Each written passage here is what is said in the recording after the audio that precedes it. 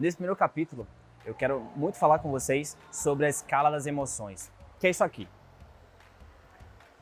Na escala das emoções, a gente percebe que existe um pico e um vale em relação às nossas emoções. Deixa eu fazer um parêntese.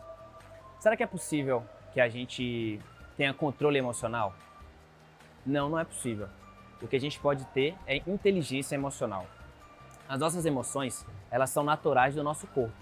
Assim como uma dor que você sente no joelho, há uma resposta natural para aquilo.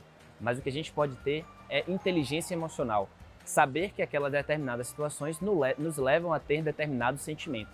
Então, se eu sei que aquela situação me leva a um sentimento de raiva, um sentimento de medo, um sentimento de dor, eu vou evitar aquela situação e vou buscar situações que me levem a sentimentos positivos. Beleza? Isso é o que Daniel Goleman chama de inteligência emocional.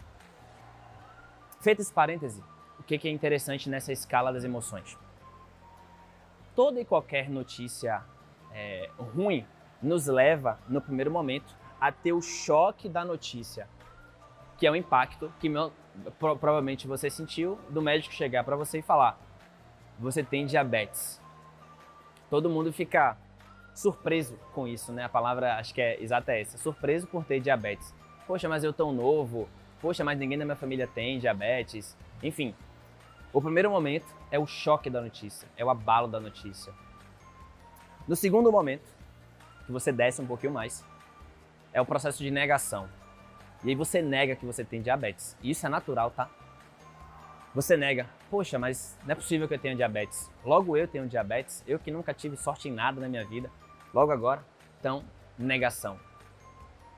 O terceiro processo que você desce mais ainda é o processo de raiva. Ou seja, você sente muita raiva porque você tem diabetes. Logo você.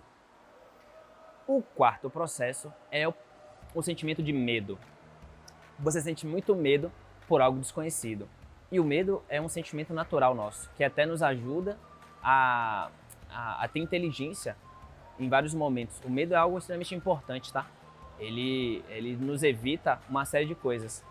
E nesse sentimento de medo, justamente, metaforicamente falando, é o que a Alice sente quando ela cai no buraco lá no Alice no País das Maravilhas, né? Um mundo completamente novo, desconhecido, em que muita coisa não faz sentido. É justamente quando a gente descobre diabetes, né? Esse mundo azul, esse mundo doce, o que a gente mais sente, na verdade, é medo do desconhecido. E a gente precisa buscar informações, e quanto mais informações a gente tiver, mais a gente vai ter coragem de enfrentar esse bicho-papão, entre aspas, que é o diabetes no primeiro momento. O quinto, que é o fundo do poço, é justamente quando você entra num processo de tristeza. E tá tudo bem, isso aqui faz parte também desse processo. Tem pessoas que demoram um pouco mais, tem pessoas que demoram um pouco menos. Às vezes, 2 semanas, 2 meses, às vezes 2 anos. Tem gente que tá há 10 anos nesse processo de tristeza porque tem diabetes, não se cuida e já tem complicações.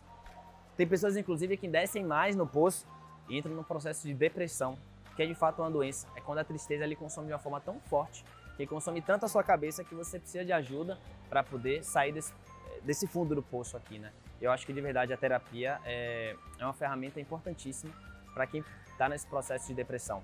Depressão é uma doença e precisa ser tratada, tá? E nem sempre a gente consegue buscar as próprias soluções só a gente precisa de uma ajuda externa. Fundo do poço, tristeza, e aí a gente vem para a aceitação, que é quando a gente começa a sair do fundo do poço. É quando a gente aceita o fato de ter diabetes. Eu costumo dar um exemplo que é: cada ponto de vista é a vista de um ponto. Se eu tivesse um 9 virado para mim aqui agora, para vocês seria um 6. E nós todos estaríamos certos. Ou seja, se a gente entende que o diabetes é um fato, sem julgamento, a gente percebe que se diabetes é ruim ou bom, e aí é a dualidade de tudo na vida, é exclusivamente pelo nosso julgamento, pela nossa ótica. Se a gente começa a entender que o diabetes é um fato, eu tenho diabetes, beleza. Isso em si não é ruim nem mal, mas como eu vou enxergar isso, aí sim é um julgamento, e isso é o que é importante. Se eu começo a entender que o diabetes é um estilo de vida, que é o método que eu acho interessante e que a gente vai falar no próximo módulo, a gente começa a aceitar, beleza, eu tenho diabetes, não posso fazer nada em relação a isso. Assim como a gente não pode mudar nada no passado, e nem prever o futuro, só existe o momento presente para a gente trabalhar. Então, aceita, tem uma frase que fala, aceita que dói menos, é isso. Aceita que você tem diabetes que vai doer menos e trabalha para buscar o entendimento, que é o próximo passo. E aí você vai subindo. Quanto mais você busca informação, quanto mais você vai buscando o seu autoconhecimento, e diabetes é um convite a se conhecer, a ter domínio de si mesmo, a entender os seus limites, a ultrapassar os seus limites, mais você busca o entendimento, mais você vai subindo da vala, né? Do fundo do poço. Então, aceitação, eu começo a subir, busca por conhecimento, quanto mais eu entendo sobre a doença e quanto mais eu me conheço, mais eu vou subindo, até eu atingir o processo de paz. E o processo de paz é aquele que você acorda e dorme sem perceber que você tem diabetes. Já é tão natural para você aplicar insulina, comer bem, ter bons hábitos, que você não faz diferença você ter diabetes ou não. Óbvio que você mede a glicemia todos os dias, tem 6, 7 furadas para medir a glicemia, você aplica 6, 7 vezes insulina por dia, mas isso não te abala mais. Você está num processo de paz, você vive super bem com aquilo, tá? Não significa que você atingir o processo de paz vai viver isso para sempre. Você pode voltar de novo a negar, e faz parte. Você pode voltar a negar que você tem diabetes.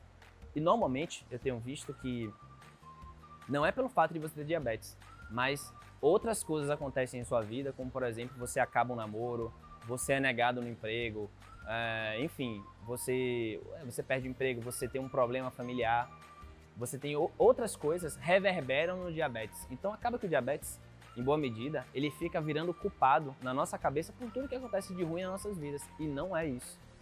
Óbvio que quanto mais saúde emocional a gente tiver, quanto mais inteligência emocional a gente tiver, melhor. A gente sabe que o estresse, por exemplo, faz aumentar a nossa glicemia. Então é óbvio que a gente precisa trabalhar com meditação, com prazeres, com diversão, para deixar a nossa mente super leve.